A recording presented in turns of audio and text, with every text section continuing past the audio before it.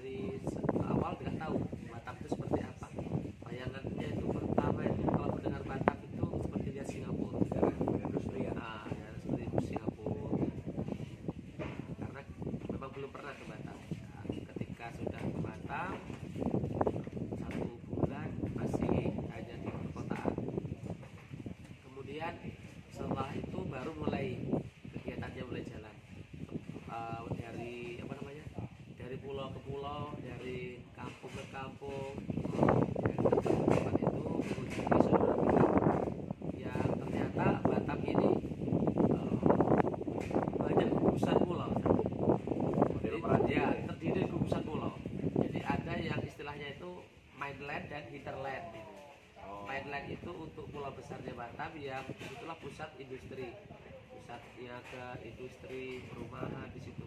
Itu mainland. Mainland ya. Sedangkan hinterland ini Hinterland. dia ini bertolak belakang. Mainland itu apa, penduduknya itu justru banyak penduduk asli, orang Melayu, Di hinterland. suku laut, iya, itu orang asli Suku malah. laut ada, suku laut. Suku laut. Suku laut. Jadi ada yang satu pulau itu 100 kakak, ada yang satu pulau itu 10 kakak, jumlahnya puluhan sampai ratusan kakak. Yang fasilitasnya juga masih minim. Listrik kadang-kadang cuma jam 6 sampai jam 10. Jadi nggak full, nggak 24 jam.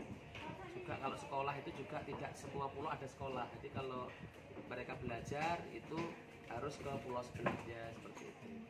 Juga tidak semua pulau ada masjidnya. Tidak semua pulau ada guru mengajinya. Nah, jadi ada pulau itu yang kosong, tidak ada masjid, tidak ada ustaz. Itu memang betul-betul daerah hinterland itu banyak yang mereka itu terbelakang dalam hal keagamaan. Dulu pernah ada sempat bombing itu ada namanya Pulau Jantan, Pulau Pejantan. Itu pernah sampai bombing itu.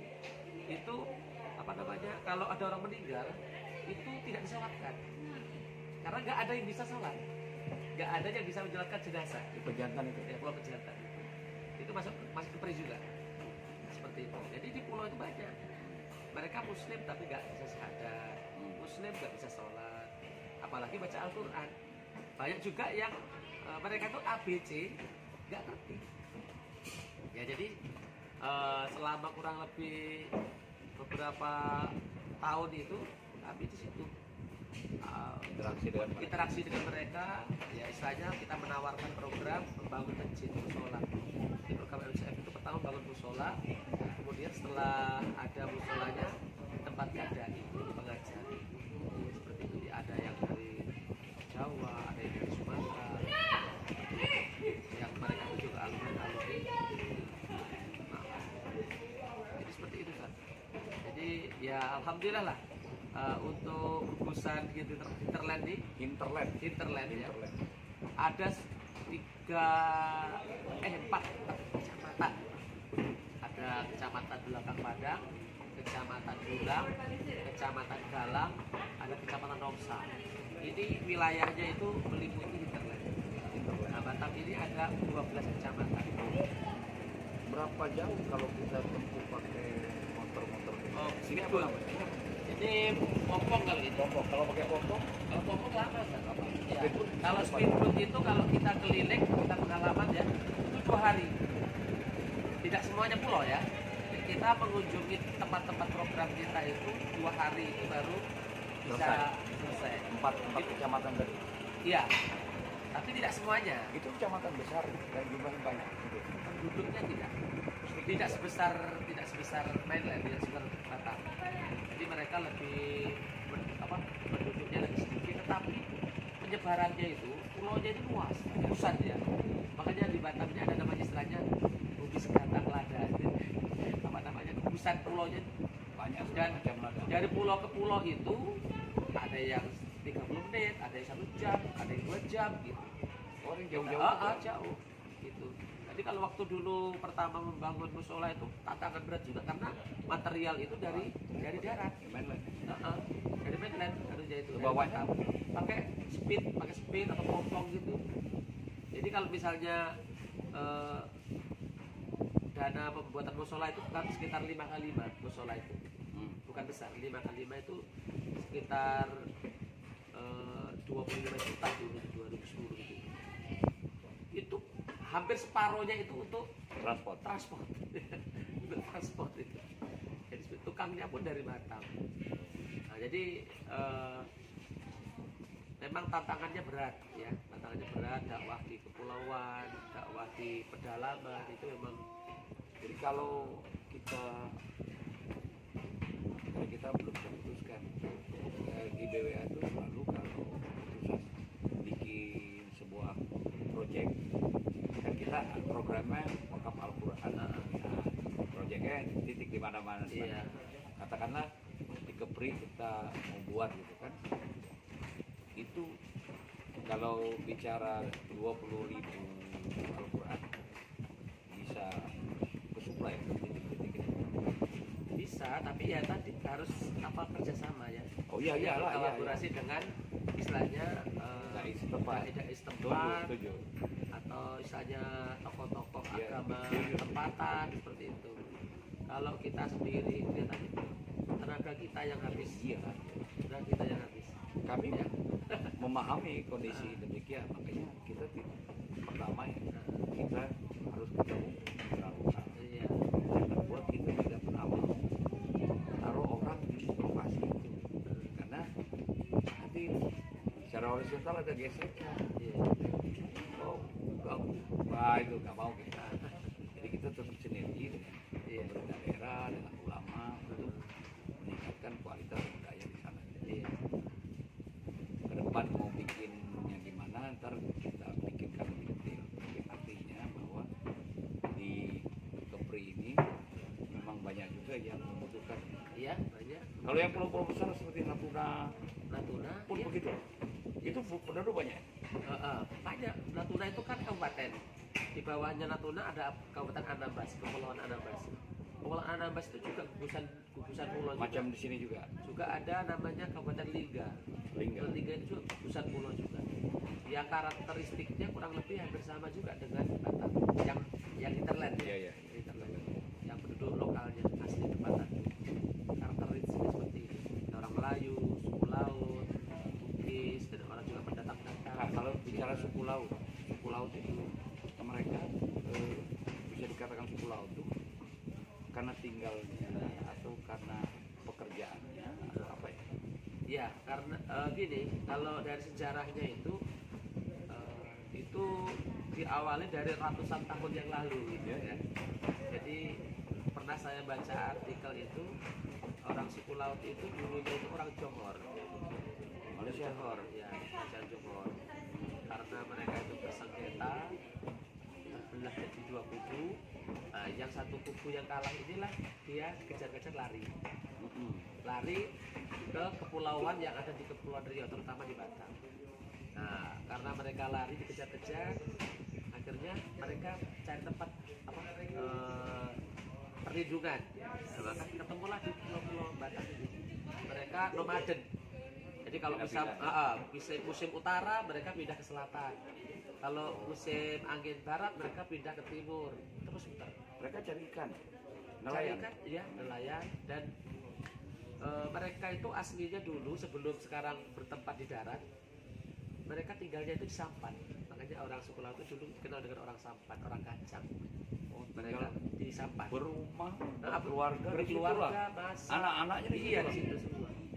Nah, di situ. Dan sekarang sudah di darat semua. mereka Apa ada yang masih bisa ditemukan? ada Satu. tapi 1-2 mungkin. Ada ya mas. Ada. Kadang-kadang kalau kita pas lagi berkunjung, ya, itu masih kadang-kadang masih jumpa yang memang orang yang masih nomaden itu ada. Tapi rata-rata mayoritas sudah pindah ke darat, sudah direlokasi, dibuatkan rumah.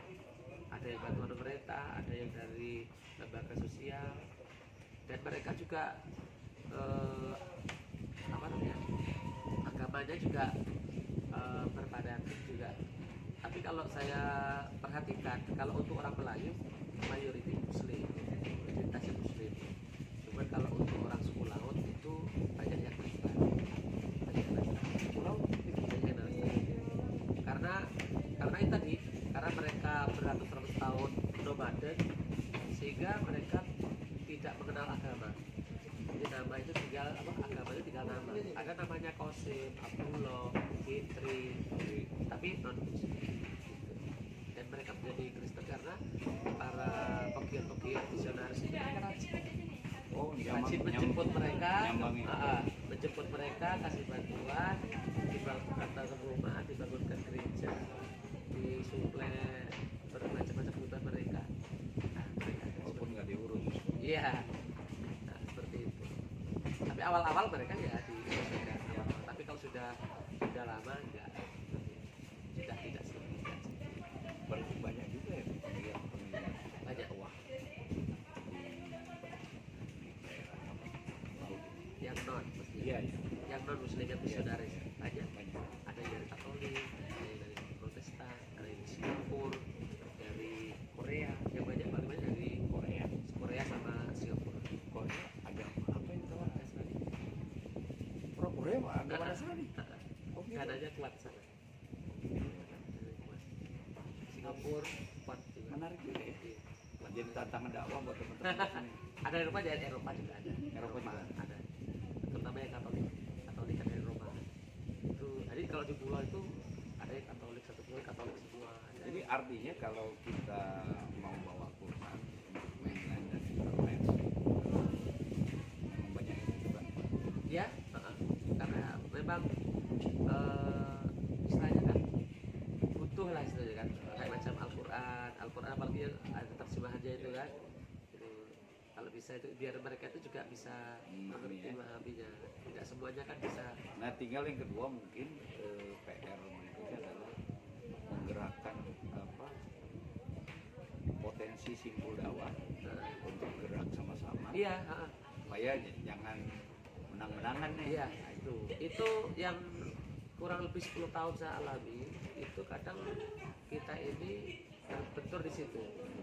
Kita ini berusaha pengen bagaimana itu lembaga-lembaga kaum muslimin itu, ya baik dari lembaga zakat atau lembaga-lembaga sosial yang lain itu bersinergi, ya kan?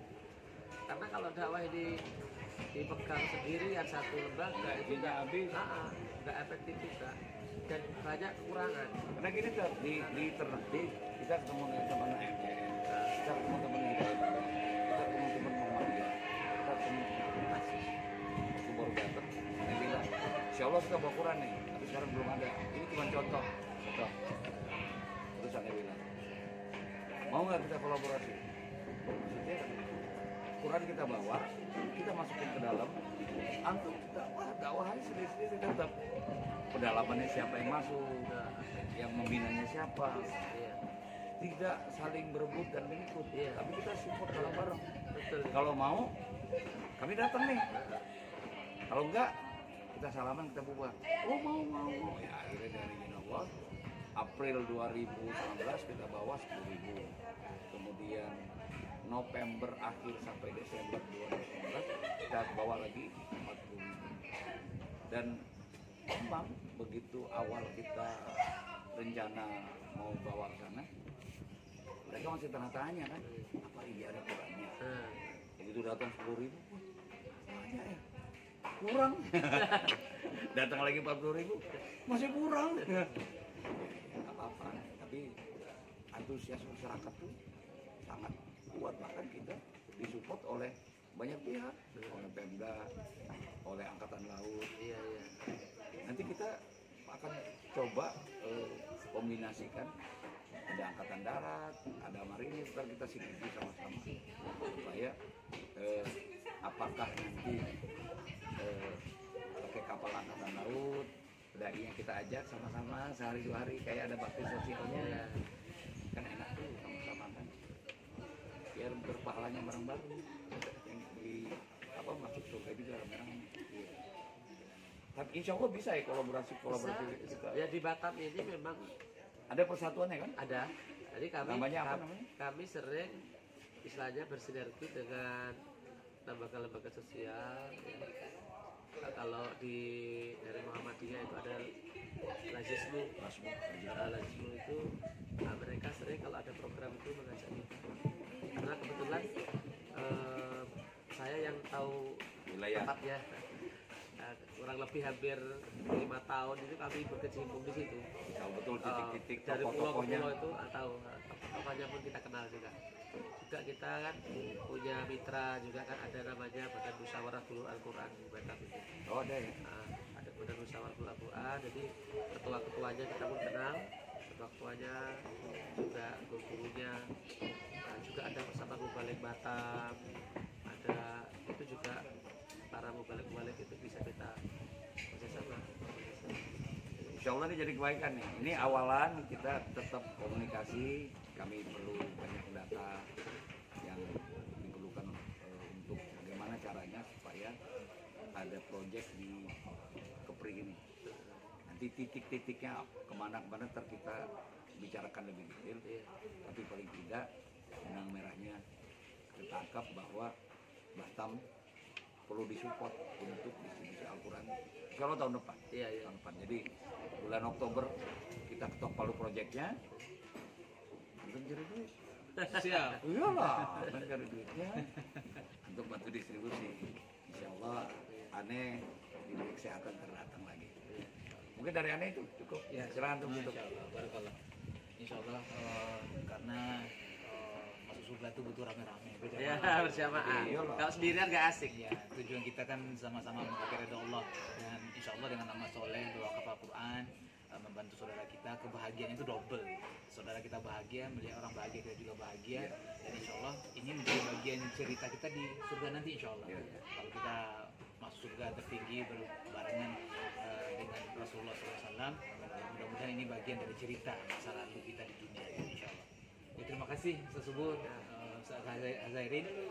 Insya Allah itu mudah-mudahan langkah awal yang menjadi niat baik bagi kita semuanya, dan Allah ridhoi langkah-langkah dan niat-niat yang kita sudah susun insya Allah. Nah, sini. Insya Allah, barakallah. Ada di Penyengat. Kalau di Batam nggak ada.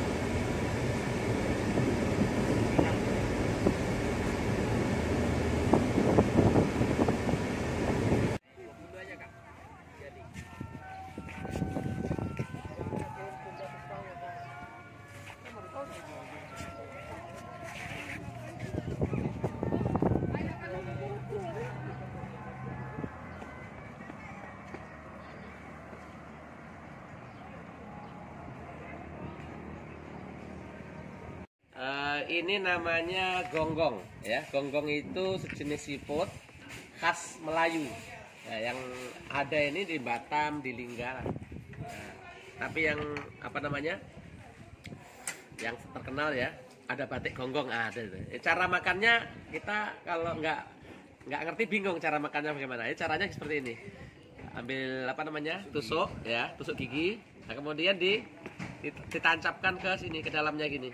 Nah, kemudian ditarik. Nah, seperti ini. Nah, keluar dia orangnya. Nah, ini baru dicolek sama sambal, enak. Atau langsung dimakan enak. Langsung makan, manis.